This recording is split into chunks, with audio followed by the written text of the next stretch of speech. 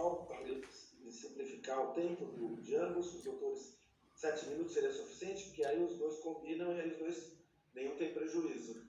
Doutor Rodrigo, doutor Jonathan, tem condição de... Boa tarde, excelências. Eu proporia 9 minutos, só por cautela, para que eu não eventualmente ultrapasse o tempo e prestigiando também a celeridade e a pauta de audiências. Excelências, boa tarde. Por mim, eu concordo. Então tá bom. Os senhores têm até 15, seria uma questão de combinar. Então tá bom, doutor, 9 minutos, negócio jurídico processual, os senhores estão contribuindo para que o julgamento não se alongue tanto e realmente, muitas vezes, com objetividade e com brevidade, nós somos até mais claros e mais bem entendidos do que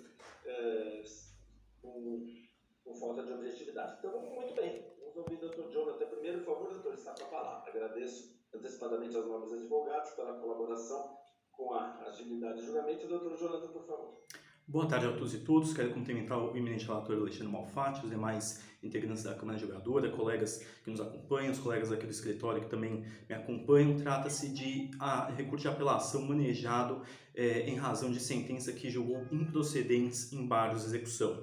Embora as razões de apelação, excelência, sejam suficientes para revelar que é o caso de o julgamento ser revertido, eu gostaria de destacar apenas tão somente 2 pontos fulcrais do recurso. Em primeiro lugar, excelência, o que diz respeito ao oitivo da testemunha José Hilton. Isso porque, se vossas excelências compulsarem as razões de apelação, fica bastante evidente que o que ocorrera à ocasião da instrução processual, sobretudo na audiência, é no mínimo intolerável. Fica nítido, a partir não só das razões, mas também da vista da própria audiência, que a testemunha foi orientada, data vênia, pelo patrono do apelante, do apelado e até pelo, quem sabe, pelo próprio embargado, ora apelado. Não bastasse as informações que foram passadas à testemunha naquela ocasião, ela nem mesmo sabia responder questões que me parecem bastante evidentes, excelências. Por exemplo, o fato de que o deslocamento de São Paulo à Ilha Comprida leva muito mais de 3 horas e não apenas, data vênia, 1 horinha, como foi dito à época.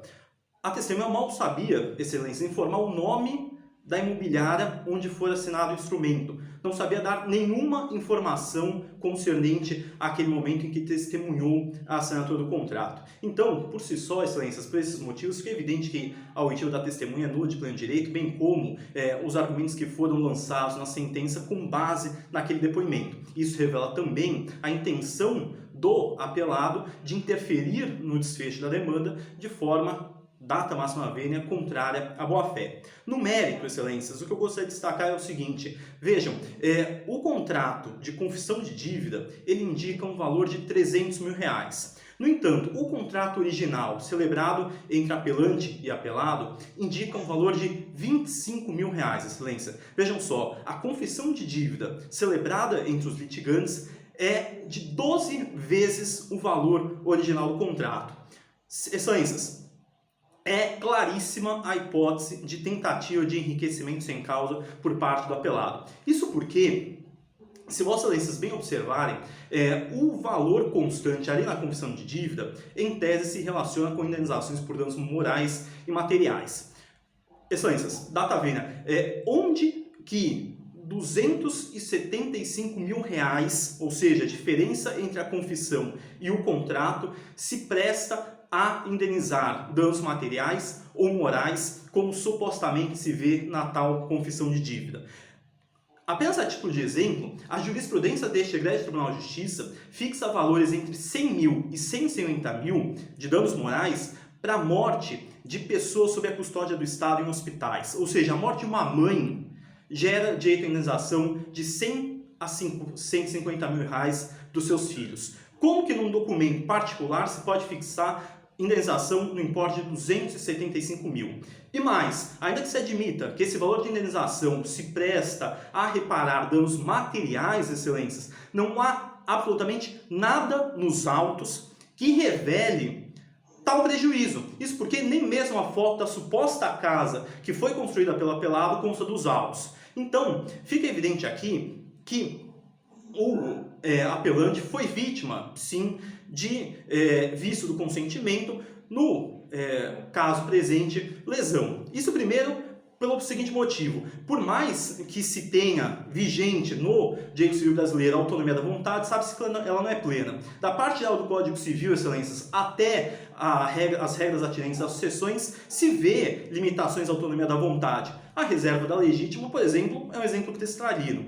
Então, ainda que se admita, por amor ao debate, que os litigantes estavam no auge de suas autonomias da vontade, sobretudo o apelante que se conformou com um valor de 300 mil, é certo que isso não faz sentido algum, sobretudo à luz das regras vigentes no direito civil nacional. Por isso que se alega, excelências, a ocorrência de lesão. A lesão se verifica por uma premente necessidade, que no caso é a situação que envolve a extinção da ação penal e o interesse do apelante em vê-la em seu favor, bem como a prestação desproporcional, ou seja, o pagamento de uma quantia 12 vezes, eu friso, excelência, 12 vezes maior que a do contrato original. Por isso, dizer que se pretende, especialmente o apelado, enriquecer sem causa, ou seja, a despeito do prejuízo causado ao apelante. Ou seja, pela ausência de justa causa, porque não se vê no tal documento qualquer motivo para que se aumente o valor na medida em que foi aumentado, bem como à custa de outra, ou seja, pretende o apelado lucrar a despeito do prejuízo causado ao apelante. Por isso, excelências, ratificando as teses do recurso de apelação, pugna o apelante pelo acolhimento do recurso, pelo provimento do recurso de apelação, e se eventualmente vossas excelências não se convenceram, rogo e convido vossas excelências a pedir vistas aos autos para melhor analisar a questão, porque certamente hão de concluir que é o caso de provimento do recurso. Eu agradeço a atenção de vossas excelências e passo a palavra ao nobre advogado. Agradeço